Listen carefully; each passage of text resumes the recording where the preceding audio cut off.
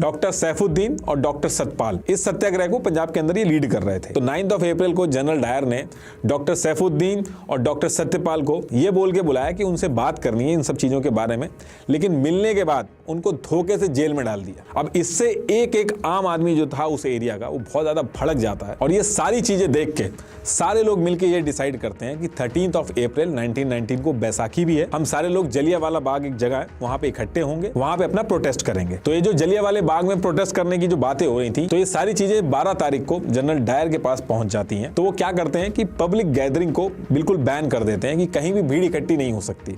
लेकिन उस टाइम पे सोशल मीडिया वगैरह तो था नहीं, तो खबर पहुंचने में भी टाइम लगता है। तो इस वजह से इतने कम टाइम में सबको पता ही नहीं चल पाया कि ऐसा कुछ बैन भी है। फिर 13 अप्रैल को करीब 10,000 लोग से ज्यादा जलियांवाला बाग पहुंच गए प्रोटेस्ट करने। अब इधर जनरल डायर जो थे उनको ये चीज पता चल जाती है और वो जलियांवाला बाग पहुंच जाते हैं।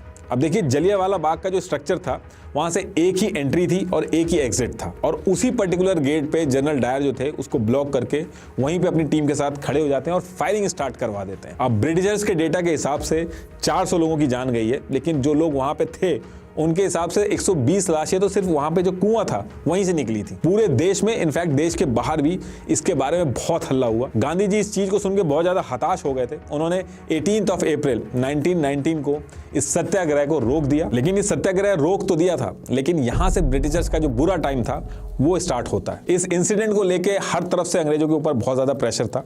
तो इस चीज के लिए ये लोग इंक्वायरी भी बैठाते हैं, एक हंटर कमेटी बनाते हैं जो इस पूरी चीज की इंक्वायरी करती है। और पूरी इंक्वायरी कंप्लीट होने के बाद जनरल डायर जो थे उनके ऊपर कोई एक्शन नहीं लिया जाता है। इनफैक्ट हाउस ऑफ लॉर्ड जो ब्रिटिशर्स का पार्लियामेंट होता है, वहां पे उल्टा जो जनरल डायर थे उनको एक देशभक्ति की तरह प्रेस किया गया और कुछ एक दो चीजें की गई, जिसमें जनरल डायर को उसकी पोजीशन से हटा के यूके भेज दिया गया था। और उसमें भी कहा जाता है कि उसकी सिक्योरिटी की वजह से भेजा गया था। और वहां की जो आम पब्लिक थी, जो यूके की पब्लिक थी, उन्होंने जनरल डायर के लिए 26,000 पाउंड का फंड रेज करके जनरल डायर को दिया था। तो इन सारी चीजों को सुन के, एक तो इंसाफ नहीं मिल रहा था, ये सारी चीजें सुन के पूरे इंडिया के अंदर लोग बहुत ज्यादा गुस्से में आ जाते हैं। और इसी टाइम पे गांधी जी मुस्लिम ग्रुप जो थे उनसे जाके बात करते हैं और उनको भी ब्रिटिशर्स के अगेंस्ट अपने साथ में ले आते हैं और कहते हैं कि आप हमारे साथ मिलके नॉन कोऑपरेटिव मूवमेंट करो।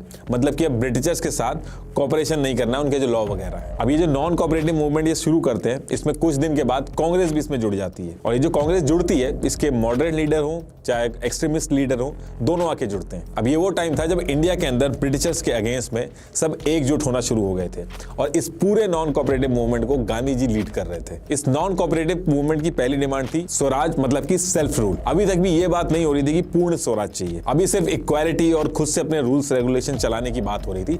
आजादी की बात अभी आगे होगी। और दूसरा जो नॉन कोऑपरेटिव मूवमेंट था, इसका एक ये भी एम था कि जो जलियांवाला का इंसिडेंट हुआ था उसमें जो दोषी थे उनको सजा दी जाए। तो ये जो मूवमेंट इन्होंने शुरू किया था, इसमें यह था कि जून 1920 को ये लोग डिसाइड करते हैं कि जितने भी अंग्रेजों के स्कूल्स हैं, कॉलेजेस हैं, लॉ फर्म्स हैं, इलेक्शन वगैरह ये जो करवा रहे हैं, इन सब को हम बॉयकॉट करेंगे और जो अवार्ड वगैरह दिए हैं ये सब भी लौटा देंगे। अब स्कूल्स वगैरह अगर बॉयकॉट करेंगे तो इसके लिए इन्होंने स्कूल्स वगैरह बनाए भी, जैसे जामिया इस्लामिया, काशी विद्यापीठ, गुजरात विद्यापीठ, ये सब उसी टाइम के बनाए गए। लोगों ने अदालत ना जाके पंचायत में अपने केस सॉल्व करना शुरू किया। फॉरेन गुड्स जो थे उनको बॉयकॉट कर दिया गया और गांधी जी ने कहा कि आप चरखा चलाओ और खुद अपने कपड़े बनाओ। कई बड़े लोग जैसे जवाहरलाल नेहरू, उनके फादर मोतीलाल नेहरू, सरदार वल्लभ भाई पटेल, राजेंद्र प्रताप, ये सब जो लॉयर थे, इन्होंने अपनी नौकरी छोड़ दी थी इस मूवमेंट की वजह से। लेकिन ये सारी चीजों में जिन्ना ज्यादा खुश नहीं थे, उनकी कई सारी ऐसी चीजें थी जो पूरी नहीं होनी थी। तो ये सब देख के जिन्ना जो थे वो कांग्रेस से रिजाइन कर देते हैं। अब ये नॉन कोऑपरेटिव मूवमेंट था, इसका इंपैक्ट जो था वो धीरे धीरे बढ़ रहा था। तो दिसंबर 1921 आते आते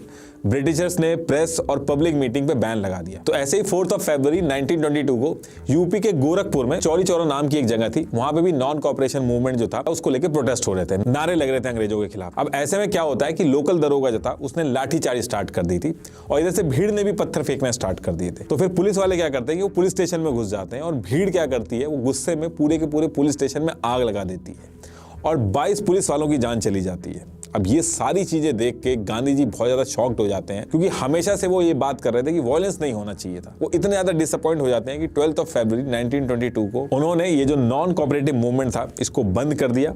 और अंग्रेजों ने क्या किया कि ये सारी चीजों की वजह से गांधी जी को 6 साल के लिए जेल में डाल दिया। अब ये सारी चीजें देख के लोगों को लगने लगा था कि जो स्वराज, हड़ताल, ये वाला जो तरीका है इससे कुछ होने वाला नहीं है, बस टाइम खराब होगा। तो कुछ यंग गर्म खून वाले क्रांतिकारी क्या करते हैं, वो कहते हैं कि मांगने से अंग्रेज अंग्रेज कुछ भी नहीं देंगे क्योंकि इनकी नीयत खराब है। ये मानेंगे तभी जब हथियार उठा के बात होगी। और ये जो यंग ग्रुप था, इसके मेन लीडर थे राम प्रसाद बिस्मिल, सचेंद्र नाथ बख्शी और जोगेश चंद्र चटर्जी। इसके बाद ये क्या करता है कि अक्टूबर के मंथ में कानपुर में मिलते हैं और हिंदुस्तान रिपब्लिक एसोसिएशन HRA नाम से एक पार्टी बना देते हैं। आगे चल के इसमें सोशलिस्ट वर्ड जो था वो और ऐड हो जाता है, HSRA हो जाती है फिर ये पार्टी क्या करती है कि इंडिया के अंदर जितने भी यंग जनरेशन थी उनको अंग्रेजों के खिलाफ हथियार उठाने के लिए इंस्पायर करती थी और जगह जगह पे इन्होंने एग्रेसिव मूवमेंट जो थे वो स्टार्ट कर दिए थे और अंग्रेजों को काफी भारी नुकसान हो रहा था। लेकिन इनको धीरे धीरे ये रियलाइज हो गया था कि अगर असली लड़ाई लड़नी है तो हथियार और पैसा चाहिए होगा। और पैसा कहां से आएगा, क्योंकि ये लोग जॉब तो करते नहीं थे,